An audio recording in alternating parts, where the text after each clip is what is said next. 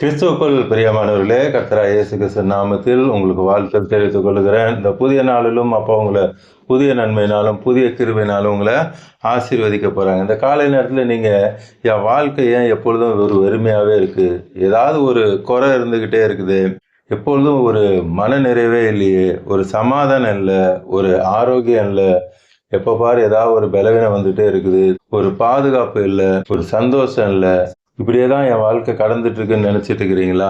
உங்களுக்கு தான் இன்னைக்கு அப்போ ஒரு அருமையான வாக்குத்தத்தத்தை சொல்றாங்க. உபாகமம் 33 அதிகாரம் 23 வசனம். Deuteronomy 33 chapter verse 23. கர்த்தருடைய தயவினாலே திருப்தி அடைந்து அவருடைய ஆசீர்வாதத்தினாலே நிறைந்திருப்பான். அல்லேலூயா. இந்த காலை நேரத்தில் அப்பா அருமையான ஒரு வாக்குத்தத்தம் கொடுக்குறாங்க பாருங்க. அப்பாவோட தயவுனால இனி நீங்க திருப்தி அடைய போறீங்க. ரெண்டாவது, அப்பாவோட ஆசீர்வாதத்தினால நிறைஞ்சு இருக்க போறீங்க. அப்பாவுடைய நிறைவை பார்ப்பீங்க. அடுத்து திருப்தியாகவும் இருப்பீங்கன்னு அப்பா சொல்றாங்க. உங்க எல்லாருக்காக கடைசியில் நான் ஜெபிப்பேன். ஏசப்பா எல்லாருக்கும் அற்புதத்தை செய்வாங்க. சங்கீதம் 36 அதிகாரம் 8 வசனம். Psalms 36 chapter verse 8. உமது ஆலயத்தில் உள்ள சம்பூர்ணத்தினால் திருப்தி அடைவார்கள், உமது பேரின்ப நதியினால் அவர்கள் தாகத்தை தீர்க்கிறீர். இந்த காலை நேரத்தில் மீண்டும் அப்பா உங்களுக்கு அருமையான ஒரு வாக்குத்தத்தத்தை கொடுக்குறாங்க.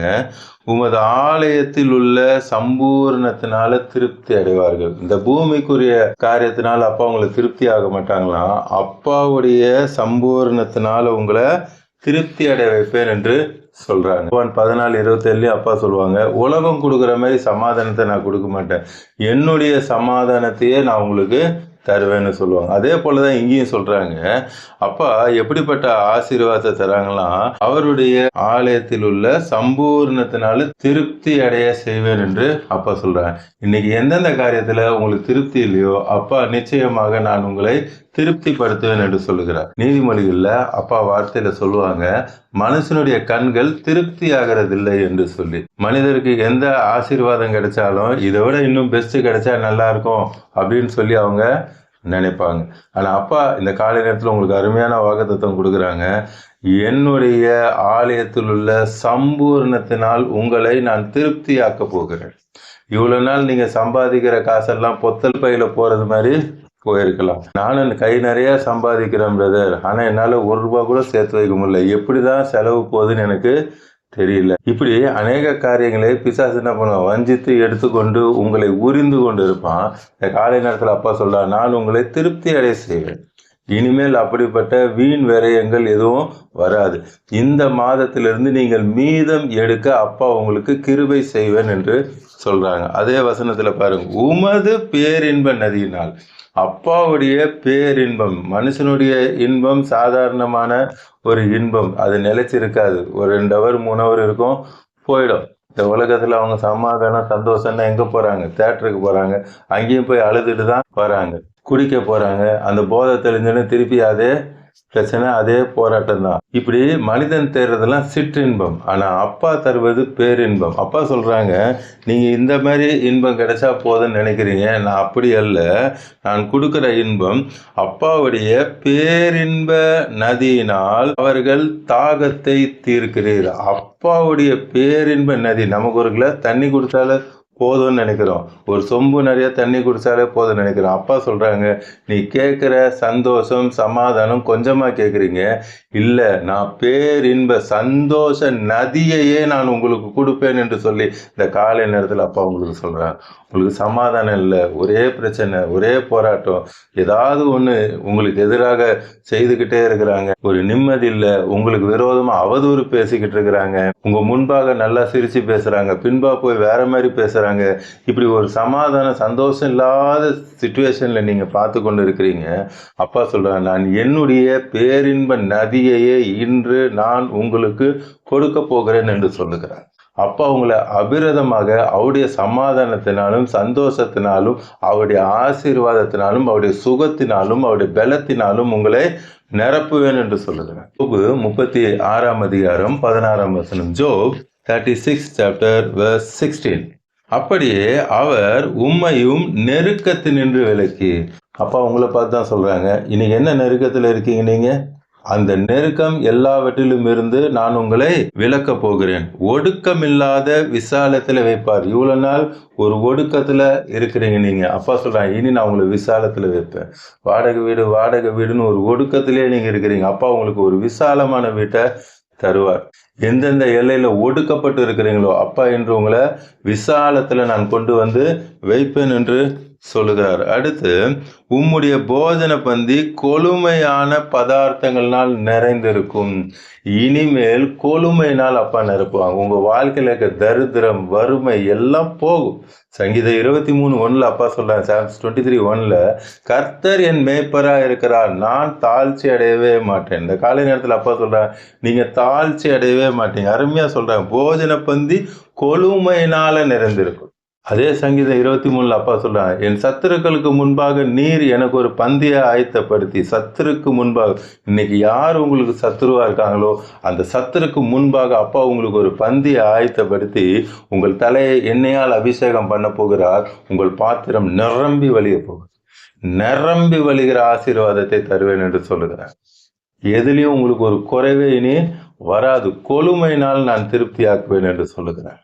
2 ராஜாக்கள்ல 6ஆம் அதிகாரத்துல 2 Kings 6 சாப்டர்ல நீங்க படிச்சு பாத்தீங்கன்னா, சீரியா ராஜா இஸ்ரவேலுக்கு விரோதமாக வருவான். எப்படியாவது இஸ்ரவேலை அழிக்கணும்னு சொல்லி வருவான். அதே போல இந்த காலை நேரத்துல உங்களையும் அழிக்கிறதுக்கு அநேக மந்திர தந்திரங்கள் செய்யலாம். இல்லை உங்க கூட வேலை செய்யறவங்க உங்களுக்கு குளிபறித்து கொண்டு இருக்கலாம். உங்க போஸ்ட்டுக்கு வர்றதுக்கு அவங்க என்ன செய்யணுமோ அந்த தந்திர காரியங்கள் எல்லாம் செய்து கொண்டு இருக்கலாம். இப்படி உங்களுக்கு விரோதமா அநேக காரியம் உங்க குடும்பத்துல செய்யலாம், உங்க படிப்பு விஷயத்துல செய்யலாம். இப்படி ஏதாவது ஒரு காரியத்துல உங்களுக்கு விரோதமா நடந்து கொண்டு தான் இருக்கிறது, உங்களை அழிக்க வேண்டும் என்று சொல்லி. அதே போலதான் இங்கேயும் பார்த்தீங்கன்னா, இஸ்ரவேலை அழிப்பதற்காக சீரியா ராஜா பிளான் பண்றான். ஆனா அவன் செய்கிறதெல்லாம் ஒருத்தர் என்ன பண்றாரு, இஸ்ரவேல் ராஜாவுக்கு வெளிப்படுத்தி அவனுடைய செயல்முறையெல்லாம் தடுத்து கொண்டு இருக்கிறார். இதனால அந்த சீரியா ராஜாவுக்கு கோபம் வருது. வசனம் 11ஆம் வசனத்துல பார்த்தீங்கன்னா, வேர்ஸ் 11ல அவன் வேலைக்காரனை பார்த்து சண்டை போடுறான். நமக்குள்ள யார் இந்த உளவாளி இருக்கா அப்படின்னு சொல்லி சண்டை போடுறாரு. அப்போ அந்த வேலைக்காரன் 12ஆம் வசனத்துல வேர்ஸ் 12 அந்த வேலைக்காரன் சொல்றான், அப்படியெல்லாம் ஆண்டவரே, இங்க இருந்து நாங்க யாரும் உளவாளி சொல்ல, அங்க ஒருத்தர் இருக்கான், எலிசான்னு ஒரு ஆளு அங்க இருக்கான். நீங்க உங்க பள்ளி அறையில என்ன பேசுறீங்க கூட அவன் அங்க சொல்லிடுவான். அவன் கூட இருக்கிறது பெரிய தேவன். அல்லேலூயா. உங்க கூட இருக்கிறது பெரிய தேவன். எப்படி அந்த சீரியா ராஜா அவர் பெட்ரூம்ல என்ன பேசுனா கூட எலிசா தீர்க்கதரிசிக்கு தெரியுமோ, அதே போல அப்பா உங்களுக்காக யுத்தம் பண்ணுவார். உங்களுக்கு விரோதமா அவங்க எந்த அறையில வேணாலும் கூடி பேசட்டும், ஒளிஞ்சு பேசட்டும். உங்களை அழிக்கிறதுக்கு அவங்க ஒளிஞ்சு பேசட்டும். அதை பத்தி நீங்க கவலைப்பட வேண்டிய அவசியமே இல்லை.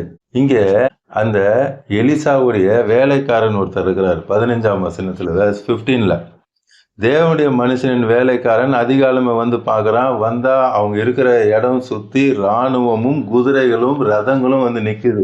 ஒரு தனி மனிதனை அழிப்பதற்காக ஒரு சீரியா ராஜாவுடைய இராணுவமே வந்து நிற்கிறது. இன்று உங்க ஒருத்தரை அழிக்கிறதுக்காக சுத்தி இருக்கிற எல்லாரும் திட்டம் போட்டு கொண்டு இருக்கலாம். ஆனா உங்க கூட அப்பா இருக்காங்க. நீங்க எதை குறிச்சும் கவலைப்பட வேண்டிய அவசியம் இல்லை. உங்க கூட அப்பா இருக்காங்க. இங்க இவன் பயந்து போறான். அந்த வேலைக்காரன் பயந்து போய் ஓடி வரான். அடுத்து 16ஆம் வசனத்துல எலிசா தீர்க்கதரிசி சொல்றாரு, பயப்படாத. ஏன் பயப்படுறீங்க? இன்னைக்கு அதே தான் அப்பா உங்களையும் பார்த்து கேட்குறாங்க. சிச்சுவேஷன் பேடா தான் இருக்கு, ஏன் பயப்படுறீங்க? உலகத்தில் இருக்கிறவனிலும் உங்களுக்குள்ள இருக்கிற ஏசப்பா பெரியவர். பயப்படாது. அவர்களோடு இருக்கிறவர்களை பார்க்கலும் நம்ம கூட இருக்கவங்க அதிகம்ன்றான். அவனுக்கு நம்பிக்கையே இல்லை, அந்த வேலைக்காரனுக்கு நம்பிக்கையே இல்லை. அடுத்த வசனம் பாருங்க.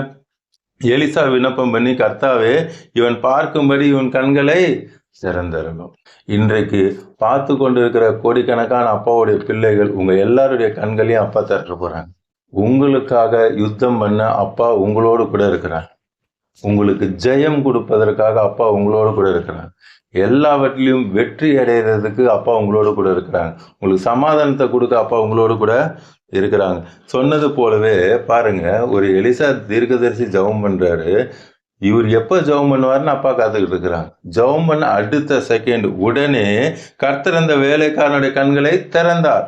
இன்றைக்கு நம்ம ஜெபிக்கும் பொழுது எந்தெந்த காரியம் உங்களுக்கு க்ளோஸ்டா இருக்கோ அது எல்லாவற்றையும் இன்னைக்கு அப்பா திறந்து உங்களை ஆசீர்வதிக்க போகிறார்.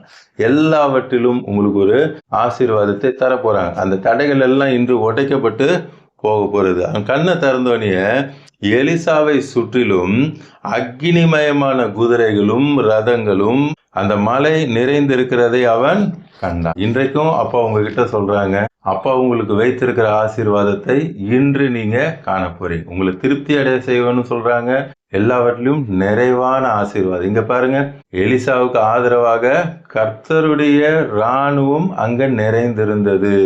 அதே போல உங்களுக்காக அப்பாவுடைய இராணுவம் நிறைந்திருக்கிறது. உங்களுக்காக அப்பா வழக்காடுகிற தேவனாக உங்களோடு கூட இருக்கிறார்.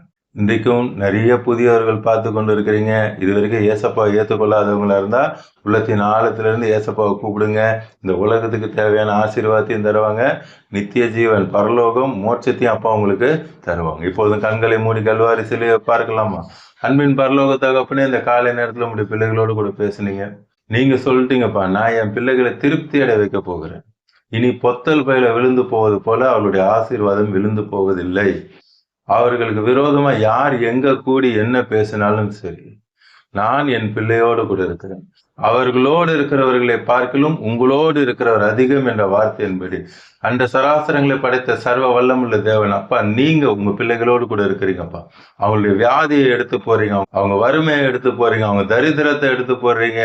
அவங்களுக்கு விரோதமாய் கிரியை செய்கிற எல்லா மந்திர தந்திர சூனிய கிரியைகள் ஒன்றுமில்ல நிர்மூலமாக்குறதுக்காக, இந்த நொடியே நீர் அற்புதத்தை செய்கிறதுக்காக, உங்களுடைய வல்லமை இறங்கி கொண்டிருக்கிறதுக்காக, எல்லா பலவீனத்தை எடுத்து போட்டு உங்களுடைய தலைமுகளால் இந்த நொடியே நீ சுகத்தை கட்டளையிடுகிறதுக்காக, இதோ நான் அவர்களுக்கு சௌக்கியத்தை ஆரோக்கியத்தை வரப்பண்ணி குணமாக்குவேன் என்ற வார்த்தையின்படி நீரே பார்த்து கொண்டிருக்கிற எல்லாருக்கும் சௌக்கியத்தையும் ஆரோக்கியத்தையும் கொடுத்து தெய்வீக சுகத்தை கட்டளையிடுகிறதுக்கான யார் யாரெல்லாம் ஐசியூல இருக்கிறான்னு வேதனையோடு ஜெபித்து கொண்டு இருக்கிறீங்களோ இப்பொழுதே உங்களுடைய சுகமளிக்கும் வல்லமை அவன் மேல் இறங்குகிறதற்கா, ஜீவன் இறங்குகிறதற்கா, இயற்கைக்கு மேற்பட்ட அற்புதங்கள் நடந்து இப்பொழுதே அப்பா கிரியேட்டிவ் மிரக்கல்ஸ் நடந்து கொண்டிருக்கிறதுக்காக, இல்லாத உறுப்புகள் இப்பொழுதே உண்டாக்கி கொண்டிருக்கிறதுக்காக நன்றி தகப்பன். அவளுக்கு ஒரு அருமையான ஒரு வீட்டை கொடுக்கறதுக்காக சொல்றேன், குழந்தை பாக்கியத்தை கொடுக்கறதுக்காக சொல்றேன், அவங்க பிசினஸை ஃபிளரிஷ் பண்ணுகிறதுக்காக நன்றி, அவருடைய பிள்ளைகளுடைய எதிர்காலத்தை பிரகாசிக்க பண்ணுகிறதுக்காக நன்றி, பிரெக்னெண்டா இருக்கிறவர்களுக்கு நார்மல் சேஃப் டெலிவரி கட்டளை எடுக்கிறதுக்காக நன்றி அப்பா. இந்த நாள் முழுவதும் உடைய கரம் அவளோடு கொடுத்து வழி நடத்துகிறதுக்காக, பார்த்து கொண்டு இருக்கிற கோடிக்கணக்கான உடைய பிள்ளைகளை ரட்சித்து ஆசீர்வதிக்கிறதுக்காக இயேசு நாமத்தில் ஜெபிக்கிறேன், நல்லதுதான். ஆமென், ஆமென். தொடர்ந்து பாருங்க, அப்பாவோட வார்த்தையை கேளுங்க, அநேகருக்கு ஷேர் பண்ணுங்க. எல்லோரும் ரட்சிக்கப்படட்டும், ஆசீர்வதிக்கப்படட்டும். உங்களுக்கு ஜெப குறிப்பு இருந்தா கமெண்ட்ல போடுங்க, உங்களுக்காக ஜெபிப்பேன். ஏசப்பா உடனே அற்புதத்தை செய்வாங்க. மீண்டும் நாளை காலை புதிய வாக்குத்தத்த செய்தியோடு கூட உங்களை சந்திக்கிறேன். அதுவரை அப்பா உங்களையும் உங்கள் குடும்பத்தை அளவில்லாமல் ஆசீர்வதிப்பாராக. ஆமென்.